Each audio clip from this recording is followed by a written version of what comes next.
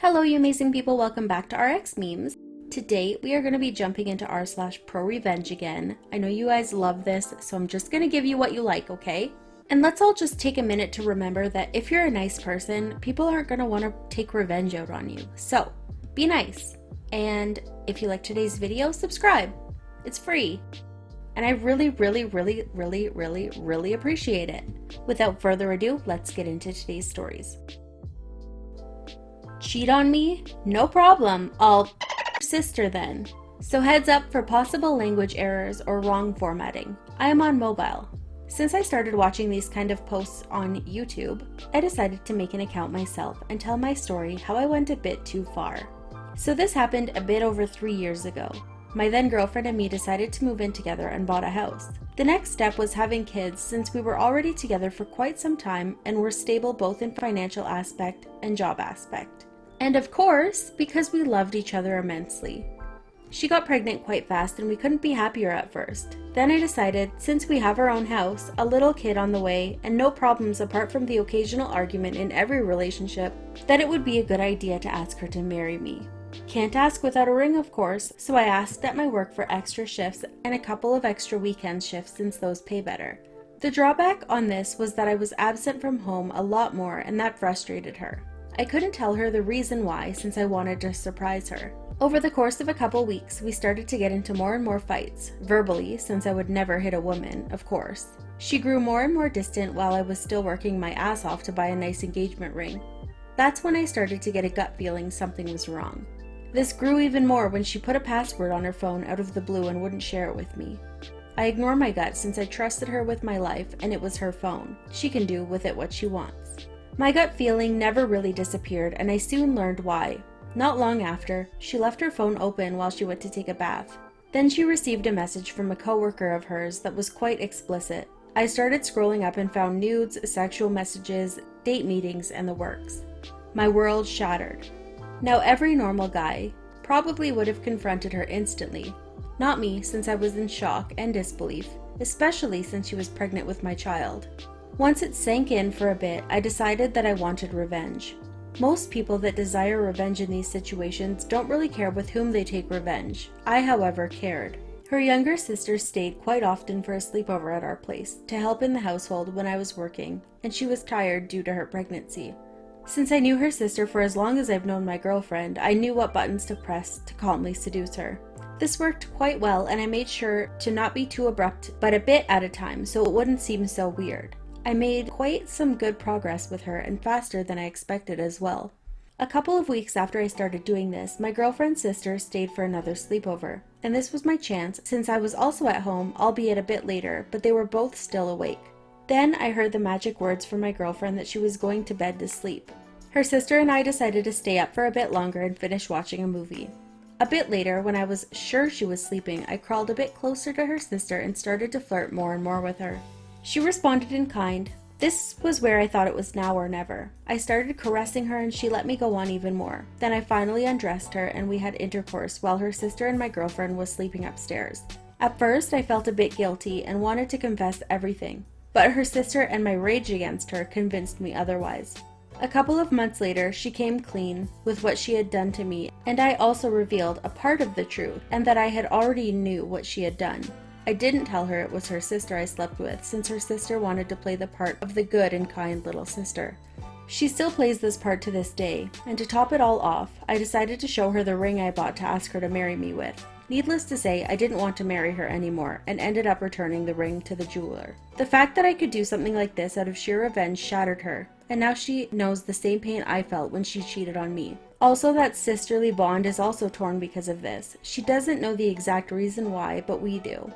I know that I'm an a-hole for doing this with her sister, but her sister isn't free of guilt either. She was as guilty as I am.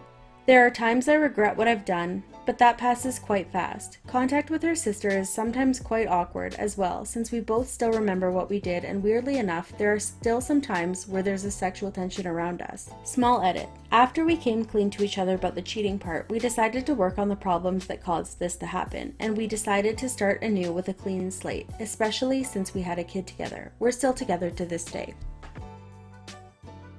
Cheat on me? I'll end your new relationship 8 years later. I started dating this girl, let's call her Suzanne, for like 12 years ago. When we met, she had 2 kids, we can call them John and Sarah, from a previous relationship, and I was fine with that. We really had a great time, and I became like an extra father figure to them. However, after we had been a couple for about 4 years, I found out Suzanne had an affair, so I dumped her. 2 months later, a mutual friend of ours told me Suzanne had moved in together with her new boyfriend Jeff, and about a year later, they got a baby. And that was that. I forgot about her and moved on with my life. But a couple of months ago, she pops up on Instagram as a friend suggestion. Since she has an open account, I went through her pictures and managed to find out her boyfriend's account. You know, Jeff, who she moved in with right after we broke up. He also has an open account, so I thought I would play them a little prank. I know Suzanne is really jealous, so I created a fake account on Instagram and named the fake user Sarah, just like one of Suzanne's kids but with another surname. I kept the account private, but I uploaded some random images and got some follow for follow followers just to make it look like an authentic, active account. And then I started to bombard Jeff's posts with comments on how nice he was looking and giving him all sorts of compliments. The setup was quite simple since Jeff is a spinning instructor, so I made it look like Sarah was attending his classes. The reason I gave the fake user the same name as Suzanne's daughter was because if she swallowed the bait, she would always think of the girl flirting with Jeff every time she thought of her daughter. As I said, Suzanne is jealous, really jealous. And the plan seemed to have worked better than I expected. Just now I spoke to our mutual friend and I learned Jeff and Suzanne broke up and moved apart because Jeff had an affair. Ended mother-in-law's career after she ruined our lives. Context.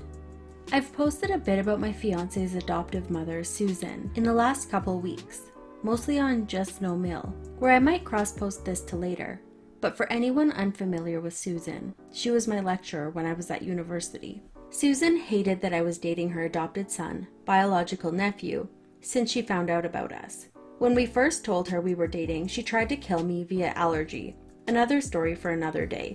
And after she found out I was pregnant, she stalked us, impersonated me, and broke into our flat. And that's just the tip of the iceberg. She made our lives hell to the extent where we no longer felt safe in our own home, and my fiance and I had to move across the country to escape her. We've been living in our new place for a little under a week.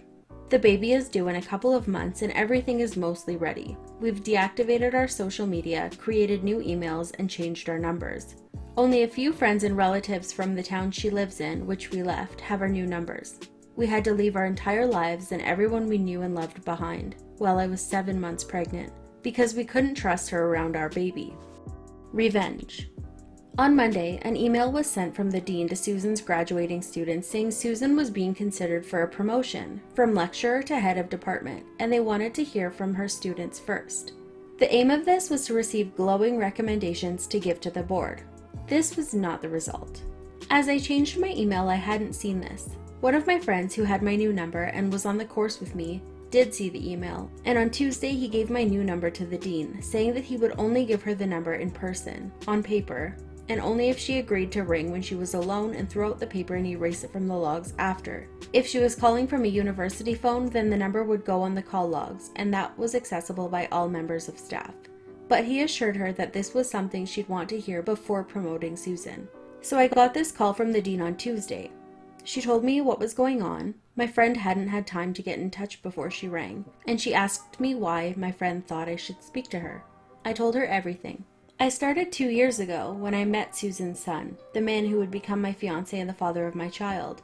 I told her about Susan poisoning me via allergy after finding out about me and her son, and the EpiPen incident. I told her about the out-of-class harassment I received post-pregnancy announcement, impersonating me, crashing GP appointments, breaking in, etc.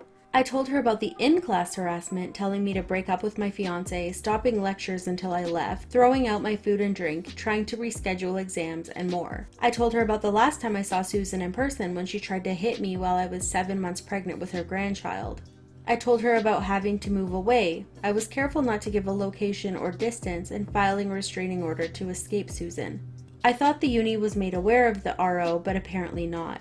Fiancé then arrived home from work, and when I told him what was happening, he was all too eager to chime in with stuff I forgot. Copying keys, punching the landlord, canceling orders, going through our things. He also told the dean about the abuse he got from her growing up. We also gave the dean the names of people willing to support our story, as well as some dates, times, and locations of on-campus incidents. I'd made a note of a few of them so she could pull CCTV from the campus security recordings.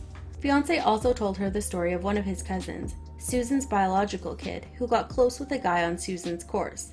But the guy was told to break up with her by Susan with a thinly veiled threat against his academic career. We also told the dean about Susan telling me to break up with my fiance, and vice versa, so she could better maintain professionalism. The dean was horrified. She had me and my fiance record a video where we said everything all over again from the top. We made sure the video had nothing to identify a location, and we were assured Susan would never see it. We also sent her all the proof we had alongside it. This was all forwarded to the board on Wednesday and Thursday. She asked my friend for the number again and just called me for the second time, telling me that the board unanimously agreed this was grounds for Susan's dismissal. They said that while the outside of uni events weren't really their business, they go towards her character, and the fact that as department head she would represent the department, whether she was on the clock or not. They said even without this, the events that happened inside of uni alone, stopping lectures, telling me to dump my fiance, telling the other guy to leave her daughter alone, throwing out my stuff, seeking special treatment on grounds of nepotism, were all abuses of power and enough to justify Susan's dismissal. They asked me why I hadn't filed charges, and I said all I'd gain from filing charges is Susan staying away from me, and the RO and moving away has the same effect. Plus, as it's exam season, my tutor work is really taking off and I don't have the time to go through a whole court case, and I'll have even less time once the baby arrives. The baby is due in about 8 weeks, and Susan has already caused me enough stress. Tomorrow, in the meeting where Susan is fully expecting to be told she got her promotion, the dean is now going to give her a week to hand in her resignation. If she refuses, she will be fired. If she does not hand in her resignation, she will be fired. She will not be getting a reference. The only reason she is being given the option to resign is that she has worked at this university for nearly a decade. But if she so much as raises her voice in the meeting tomorrow, she will be fired. Security will be present for the meeting in case she tries anything. Meanwhile, the friends we left behind aren't hesitating to tell anyone who will listen about what Susan did during the course of mine and my fiance's relationship. There's not a single soul in that town who trusts her or will take her side if she tries to fight back.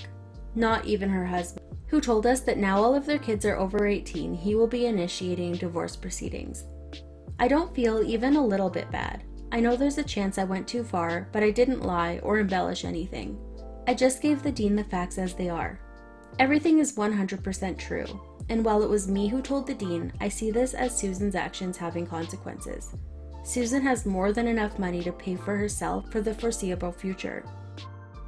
She owns her home. Her husband's name is not on the deed and she bought it before they got married, so she will get the house in the divorce, as it's not technically a shared asset, or one acquired during their marriage. She will have a roof over her head and money in her bank account, and if she wanted, she could get another job, just probably not one as a lecturer. How to dispose of choosy beggars, the Valtrex edition. When boyfriend and I first moved away from Armpit to Ass Crack around 1996 or so, we moved into an apartment building that was a really huge house broken up into 5 or 6 apartments. A few days after moving into the top apartment, we discovered that boyfriend actually kind of knew the couple on the ground floor. As it turned out, boyfriend had graduated with the girl, a blonde with a crunchy, buy me a Seagram's 80s perm. Now we didn't realize this at first, but she was a complete and total Britney, and he was the male counterpart. Just for your information, Britney is middle-aged and stuck in the 80s and 90s. Still has the same kind of hair and makeup as she did in high school, and dresses like she still goes there. Former prom queen, cheerleader, etc., or just very popular. Often a choosing beggar as well as an entitled the same type of person who lies on Facebook for attention. At first, they seemed nice enough. We hung out a bit and went out a few times to the clubs. I even helped Britney get on at the place where I worked, telemarketing, but almost twice what minimum wage was at the time. It wasn't until we had lived there for a couple of months that we found out, rather by happenstance, that the couple had a rather extensive opioid habit. I was at work one evening and I had a terrible headache. Britney came to my desk at break time, we usually went to eat together, and asked me what was wrong. I told her I had a headache and asked her if she had any Tylenol. Well, no, but she had a painkiller. Turns out she was talking about hydrocodone and I politely declined it. Over the next few days, she offered me a painkiller for everything from a tummy ache to being in a bad mood. That's when I started to catch on. As it turns out, Brittany and Brian's lives revolved around their pill problems. It was all they talked about. We didn't want to make enemies of people that we literally lived on top of, so we subtly started pulling back from the friendship.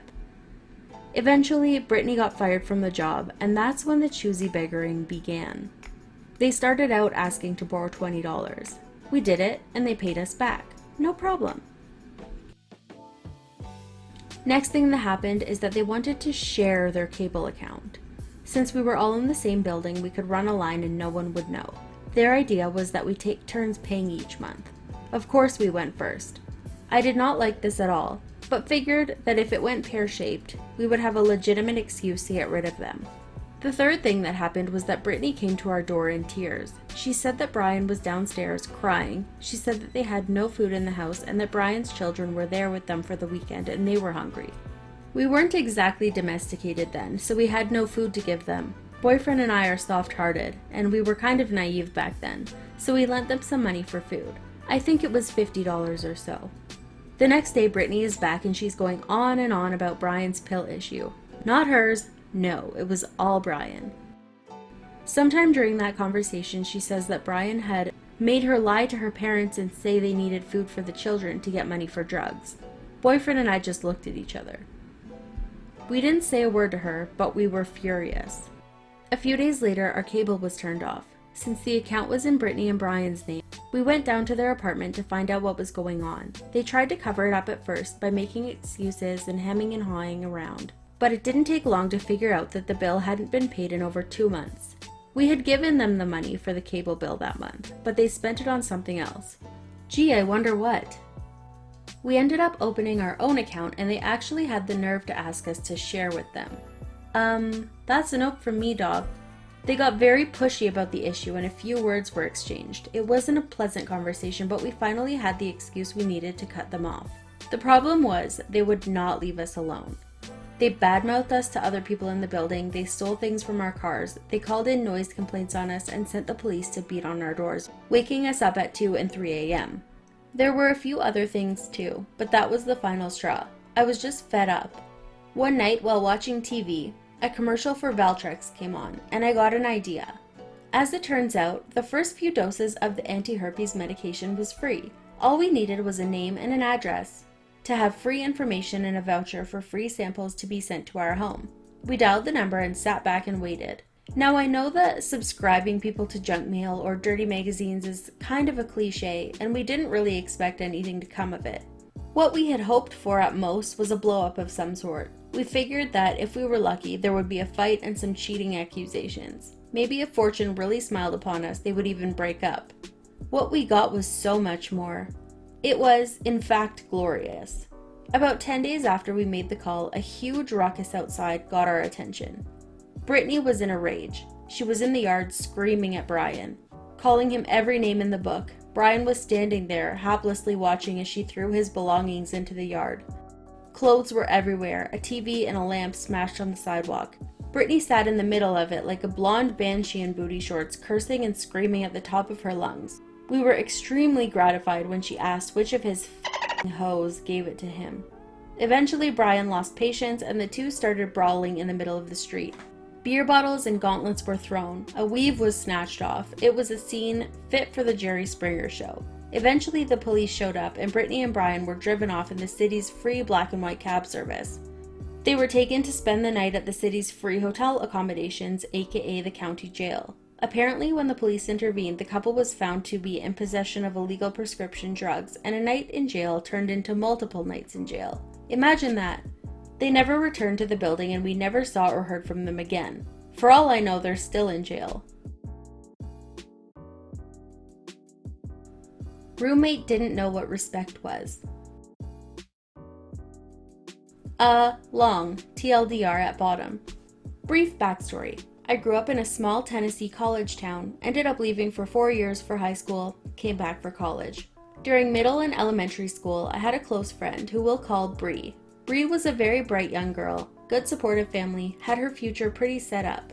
I ended up falling out of contact quickly when I left the town. Yet when I came back the summer before college to look for a place, I was staying with extended family who lived too far from the college to commute. We had bumped into each other at a fast food chain. Turns out her parents had divorced and she went through a total "I hate my parents" phase. Her parents were probably some of the nicest people I knew, TBH. That was evidently still ongoing since she had confided in me she was trying to move out. What a coincidence! We get back in contact, agree to house hunt together. She seemed the same, honestly, if not a little more opinionated. We eventually settle for an apartment, good neighborhood, close by for me. I managed to snag a job while her parents were sending her money for rent and whatnot. I had plenty in my savings from working my ass off the second I turned 16, and a few good scholarships, so money wasn't a horrible worry for me. We signed the lease, everything is grand. Until the weekend. School didn't start for another 2 weeks, so it's not like I really needed the beauty sleep. However, it's still incredibly annoying to wake up finding your living room filled with random people and the very heavy scent of weed in the air. In case you don't know, weed is illegal in Tennessee. I shrug it off. I'm not about to tell her how to live her life. She probably is just throwing a housewarming party with some of her newer friends. I'm not exactly the most social person, so when I went out because I couldn't fall back asleep, I just sat on the couch looking blankly at the TV. The thing is, I have very good ears. Listening to the random conversation around me, I gathered many of these people were very into doing illegal actions. A lot of it centered around weed. There were 3 different kids with backpacks, which I would later learn were dealers. It was a weed fest. I'm not personally against weed, I've tried it a few times, and it just didn't really float my boat. Live and let live is my motto. The night went on as a normal party. A few beers, a shitload of blunts, the usual. I didn't partake and ended up going back to bed as soon as the noise died down enough. The week went by normally. Had a brief conversation with Bree about the spontaneous party. Oh, I just wanted to show my friends my new place. Yeah, right. The next weekend, same deal. Tons of people, tons of music, tons of weed. Now I'm a little annoyed, but no trouble had come our way, so I wasn't going to throw a hissy fit. JK, the trouble came the morning after. I went out to grab some snacks and got stopped by a guy. Hey, do you live in that apartment? He pointed to my apartment. Yes, I confirmed. Could you perhaps dial down the weed smell on the weekends? I mean, I get it, I smoke too. But the smell keeps traveling through the vents to my baby's room. He requested. Of course, I'll talk to my roommate. To make a long, annoying talk with her short, she didn't give a crap. The next weekend, she was smoking again. I spent the entire night in front of the vent in the living room, spraying it down with Febreze and some scentless spray a dealer gave me when he saw what I was doing. It didn't help. Sunday, he was at our front door, explaining to both myself and Bree that if we didn't dial it back, his wife would be calling the cops. She did the next weekend. There were usually 20 to 30 people in the area for her parties. They weren't huge, but I've still never seen that people duck behind furniture and dive into rooms as they did when the now all too familiar cop knock hit the door. Seriously, it took them half a second to scatter, and surprisingly quiet too. So, there was a cop at my door, for a party I wasn't even involved in. What the hell? They ended up being pretty chill, saying, "We get it, just dial it down," and leaving. But that was just the beginning. They came 2 more times, each with the same response, but on the 3rd visit they ended up scanning our IDs. I do not need this shit on my record. They easily had probable cause. The attendees always left at least one piece out in the open like idiots. I usually put up with a lot before I snap, and after countless pleading with Bree, she still refused to stop the partying. I decided I'd have to make them leave. The next party, the cops would no doubt surface. I managed to drag Bree out of the house to the grocery store, claiming I'd buy her snacks. Leaving her to choose, I left to the bathroom and made a rather nerve-wracking call. I knew if they showed up while we were gone, the attendees would have to open up the door, since they were playing music so loudly. The police would know they were home. I kept Bree occupied as long as I could before she got a frantic call from one of her lovely friends. The cops were there, with no one in their right mind. The cops ended up opening the door to 8 stoned people. Bree immediately forced us to leave and go back home, and minutes after arriving, 3 of her friends were pulled away in handcuffs. Apparently they had warrants. I was always listening to them while they partied. I'm surprised only 3 were taken. Sending everyone home, I slept like a baby. No one came over after that since our house was officially a hot spot for cops, and it wasn't long until my friend wanted to move out. I ended up meeting a nice guy who was still looking for a place in college, and he eventually signed on to the lease to replace Bree. Looking back, this was honestly incredibly stupid, seeing as I could have been charged as well if they had searched the house since I was on the lease, but seeing her friends, which I had slowly been growing a festering hate towards, get dragged away in handcuffs was incredibly satisfying. They did end up getting released a few days later after making some deal, so their lives weren't totally ruined. Haven't talked to Bree since